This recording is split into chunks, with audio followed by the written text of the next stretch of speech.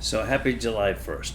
This is, I promise, this one really is going to be really, really short because I just have one comment on one thing. I was watching TV. This is so typical of the kind of people we have in politics today. On CNN, they're interviewing the Democratic candidate for Attorney General of the state of Florida. And the question came up, I said, well, Trump has control of the border. And they gave him the statistics. The number of people apprehended is like 25,000 down from 250,000, something like that. And they said, so what do you say about that? How did he do that? What did they undertake to reduce that so dramatically? Now, I know the answer. I'm waiting to see if he knew the answer. This is a candidate for Attorney General of the state of Florida, Democrat. He didn't know the answer, so he immediately pivots to, we had all this stuff talked about and worked out in a bipartisan bill that was not passed last year, which is all true, and also totally irrelevant, because that had nothing to do with what's going on at the border today, because that bill didn't pass. So what's the answer? Well, the answer, and I've said this a million times, the issue is not people swimming across the border and disappearing into a tavern someplace. The thing that's caused this massive migration across the border has been our asylum laws.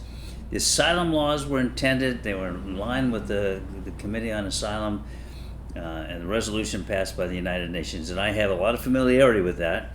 In fact, I had an appeal in the Ninth Circuit Court of Appeals, and the United Nations came in and wrote a brief in support of my position.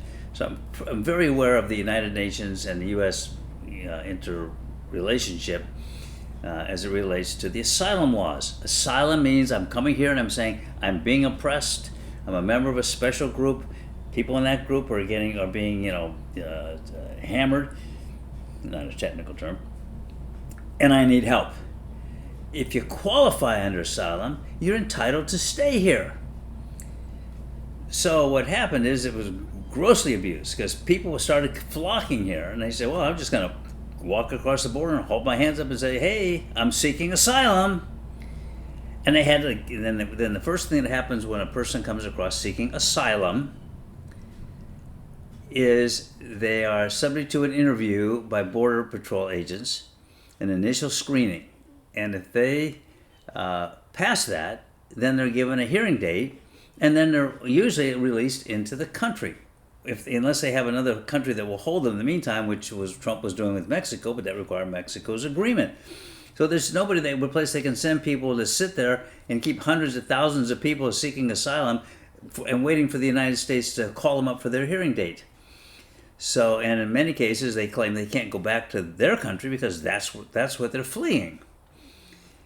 So it was a mess, and they should have changed the statute a long time ago to get rid of that loophole.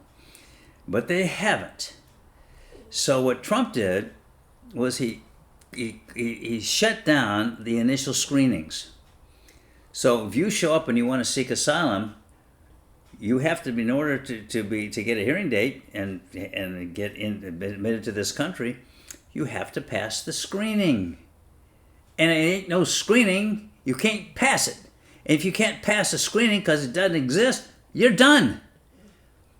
So basically what he has done is he's revoked the asylum laws by executive fiat. Now that's illegal as hell. And eventually that's going to have to be reversed, but eventually is the key. So now you're sitting here, and of course, no federal court in Texas is going to hold that the president violated the law. And now, under this new Supreme Court ruling, you can't go forum shopping and find a district court judge somewhere that's going to issue an edict that applies to the entire country. So here we have this situation where suddenly no asylum. Well, if there's no asylum, people are, by and large, not going to try to swim across the Rio Grande, which is, as we now know, is infested with alligators. That's where they got the alligators for this alligator Alcatraz in Florida. They got them from the Rio Grande. They borrowed them. So anyway, pardon me for being ridiculous, but this whole thing is ridiculous.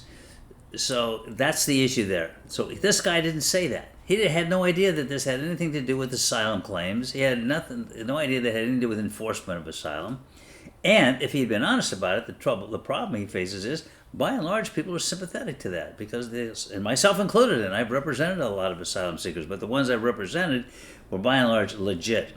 The ones that come across here by the hundreds of thousands, by and large, not legit. They just make up something, and they know what answers to give at the initial screening. So Trump just shut that down, and that's why the border has essentially been closed from the south. So there's the easy answer. Now you've learned something. What you've really learned is these damn politicians don't know what they're talking about. So much for that, and I hope you have a good day. And 4th of July is coming up, so don't forget to celebrate by buying some illegal fireworks and shooting them off in the parking lot. Sometimes you can get like Roman candles and shoot, forget I said that. That was my youthful past. I'm not there anymore. I've matured. Really? I'm maturing. We'll just leave it at that. Bye.